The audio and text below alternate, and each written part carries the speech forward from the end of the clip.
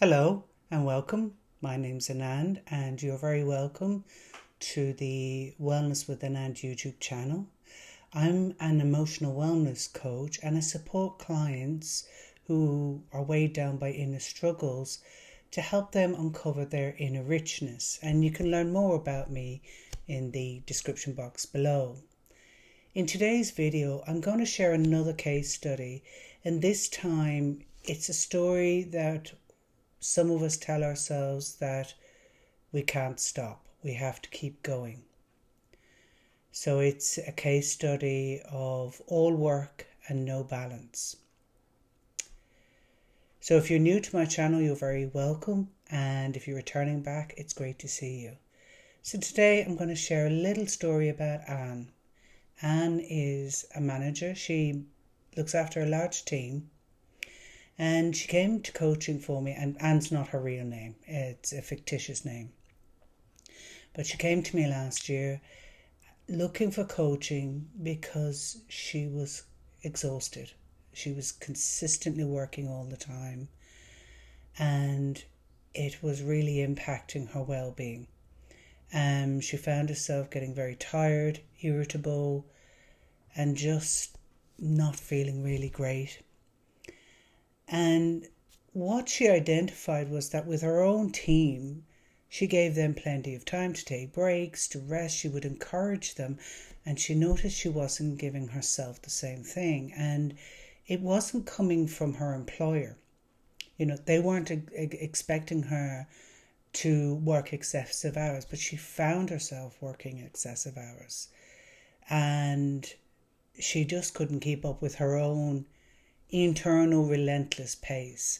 So the coaching was about creating goals so that she could structure her life better, to get more balance, to get more rest.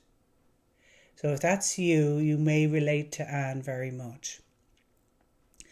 And how Anne successfully turned this around, where when she started coaching with me, she felt like her work-life balance was like between 1 and 2. And when she finished the coaching, it was at an 8. So the first thing that we did together was to look at how Anne worked, the hours she did, the fact that she had no lunch breaks, the fact that she worked late into the night. Her role involved her being on call, so she would often, be disturbed at nighttime. It was part of the role, but she found herself filling in the gaps where other people were meant to fill those gaps in, because she didn't like to let people down.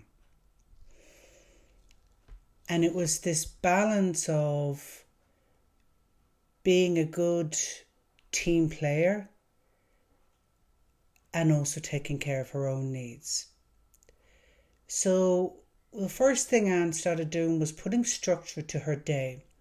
Switching off her phone at night, committing to taking lunch 2 or 3 times a week. It may not sound like a lot, but for her, she went from no lunches to having 2 or 3 lunches. She'd work through her lunch. And from there, she began to get a bit of space. She began to see why, the behind the why she was doing all of these hours, and exploring that, the guilt that she felt, the fear that she felt to actually slow down, to pause. Guilt played a big role in her pursuit of keeping going.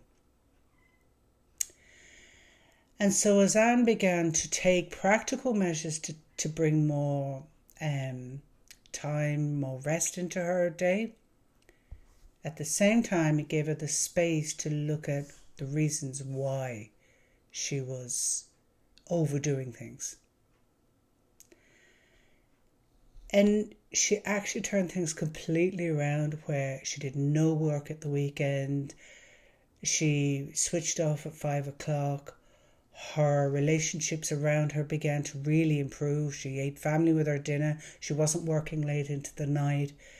And it just had a significant impact in her life, because she then had time to eat properly and to eat well. She started to socialise, thinking about hobbies, thinking about, how to enjoy herself. So it had a massive impact on her, her overall well-being. And so if you struggle to give yourself permission to slow down, if you find yourself doing all work and no balance, and it's not coming from an external source like your boss or the demands of your work, there are a few things that you can do. I mean, first of all is just to take some practical steps. Switch off your phone at night. At 5 o'clock, switch it off. Let people know.